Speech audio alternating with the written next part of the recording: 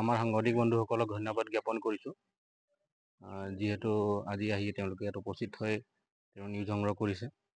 আপোনালোকে যিহেতু দেখিবলৈ পাইছে, যিহেতু গেলাজান গাঁৱৰে মাজেদি যিখন যান বৈ গৈছে, তাৰ ওপৰতে ৱৰ্ল্ড ভিজনে 2002 চনতে দলংখন কনষ্ট্ৰাকশ্যন কৰিছিলে। বৰ্তমান দলংখন এই বাৰিষা কালত পানীৰ ফলত দুই কাষে মাটি খহি গৈছে। দলংখন জেগাতে আছে, কিন্তু কি হ'ল কথাটো, আজি 2-3 দিন ধৰি যদি এনেকুৱা পানী হৈ থাকে তেনেহ'লে দলংখন আৰু নাথাকিব।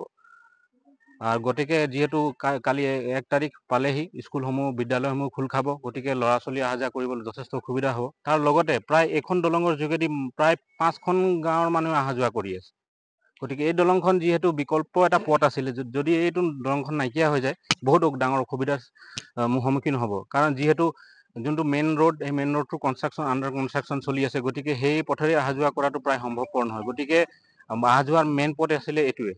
গতিকে আমি ইয়াৰ পৰাই ৰাইজ হৈ বিধায়ক মহোদয় তথা ধনশিৰি মহকুমা প্ৰশাসনক এইটোৱে অনুৰোধ জনাম যে অতি সোনকালে এটা বিহিত ব্যৱস্থা গ্ৰহণ কৰে, অন্যথা এই জেগাৰ মানুহে যথেষ্ট দুৰ্যোগ ভোগ কৰিবলগীয়া হ'ব। ৱৰ্ল্ড ভিজন ফালৰ পৰা যিটো আমাৰ গেলাজান সংযোগী পথৰ দলং দিয়া হৈছিলে কনষ্ট্ৰাকশ্যনৰ কাৰণে, এতিয়া সেইটোৰ যোৱা কালি বৰষুণত গৰাখহনীয়াৰ ফলত আমাৰ দলংখন গোটেই খহি জৰাজীৰ্ণ অৱস্থাত পৰিছে। তাৰ কাৰণে অহাকালিলৈ আমাৰ গেলাজান স্কুল প্ৰাথমিক বিদ্যালয় খুলিব আৰু অংগনবাদী কেন্দ্ৰ লগতে আছে। সেইকাৰণে আমাৰ বহুত অসুবিধা হৈছে, মানুহ যাতায়াতৰ ব্যৱস্থাৰ কাৰণে অসুবিধা হৈছে।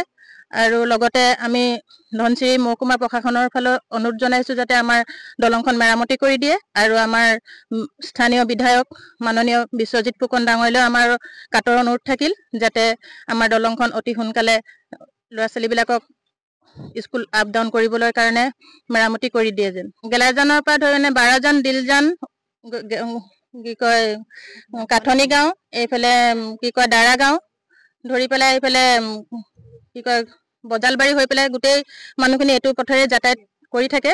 এতিয়া আজি 2 দিন ধৰি পেলাই আমাৰ ৰাইজৰ বহুত অসুবিধাৰ সন্মুখীন হৈছে। সেয়ে আমি প্ৰশাসনৰ আৰু আমাৰ মাননীয় বিশ্বজিৎ ফুকন ডাঙৰীয়ালৈ এইটোৱে অনুৰোধ থাকিল। অসুবিধাৰ সন্মুখীন হৈ পৰিছে এতিয়াও, মানে কালিৰ পৰাতো বেছিয়ে অসুবিধা হৈছে। আৰু যিটো আমাৰ এইফালে বেক চাইড গীৰ্জা ঘৰৰ পৰা লৈ পেলাই ৰিয়ামঘাট যিটো আমাৰ গেছ এজেঞ্চিলৈকে দলঙৰ সংযোগী পথটো আছে, সেইটো একেবাৰে জৰাজীৰ্ণ।